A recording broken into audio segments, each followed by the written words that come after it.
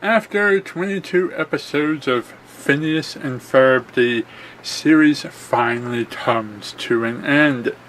This time with a Groundhog's Day style or Bloom and Gloom style time loop where the day keeps repeating thanks to Cadence pressing one of Dr. Doofenshmirtz's special time loopinators.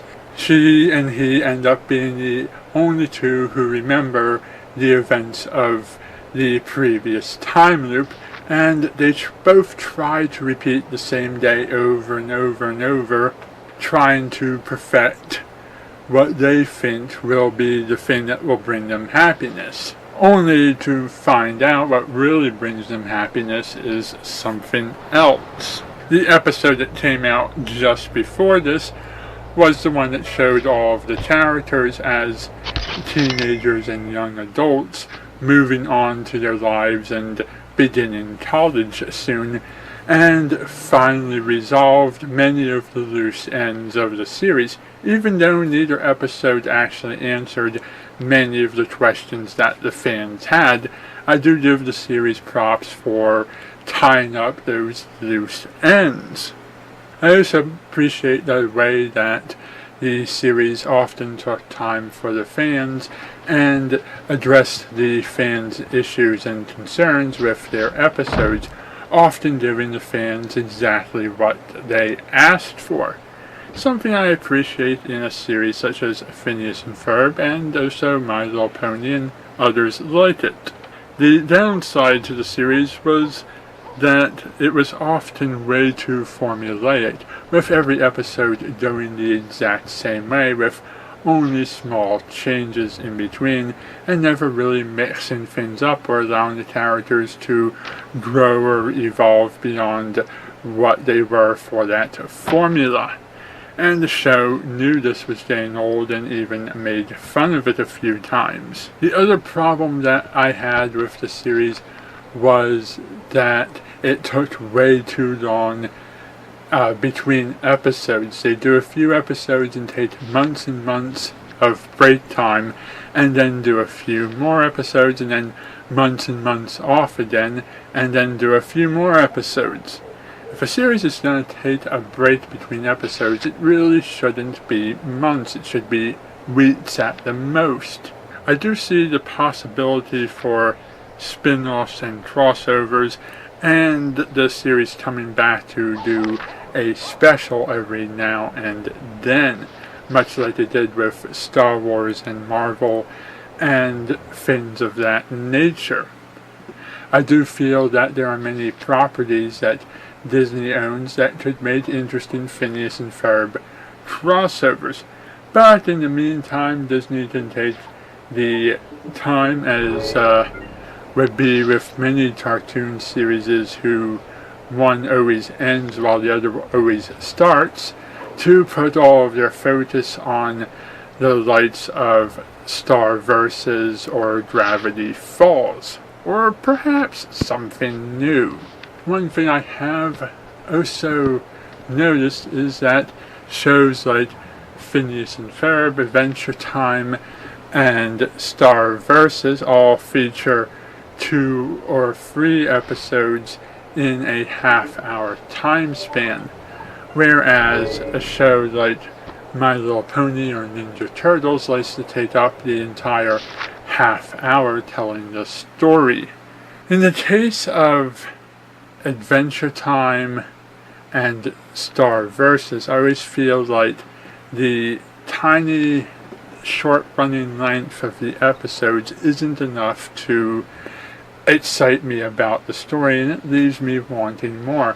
With Phineas and Ferb, I always felt like the short runtime was just enough time to tell the story. The other thing about Phineas and Ferb is that every episode had at least one song, some 2, 3, maybe even 4 songs. And even though I appreciate the effort to put the songs together, they often tend to sort of blend together in my memory and don't have a habit of standing out and making me want to sing along, which is the case with the Daniel Ingram works, and even some of the songs from the Muppet era. For whatever reason, as fun as Phineas and Ferb's songs are, and there are a few memorable ones, they just never stood out. Overall, I did enjoy the series, and it had many fascinating, interesting characters that I will have fond memories of.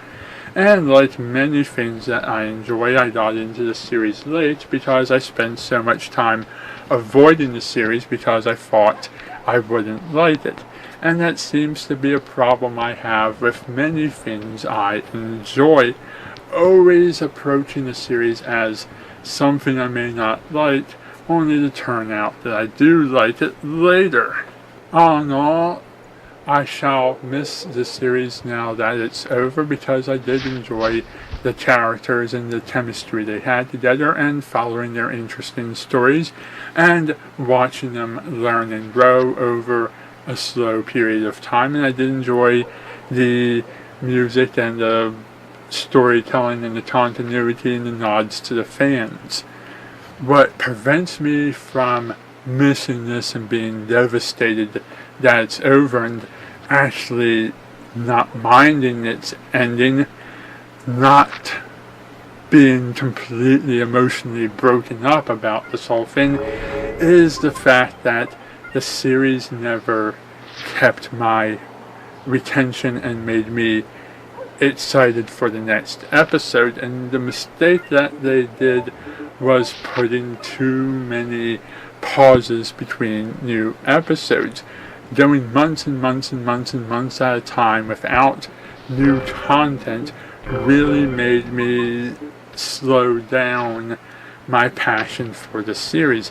If the series had continued doing new episodes every few weeks and put no more than 2 or 3 weeks break, or 1 month, 3 months at the most, but certainly not multiple years in between episodes, or at least what felt like years. I don't know the real length between episodes, what the maximum was, but it certainly took way too many breaks between episodes to keep my attention. If those breaks had been shorter, I would have loved the series more and been more excited about it and been a little more affected by its ending.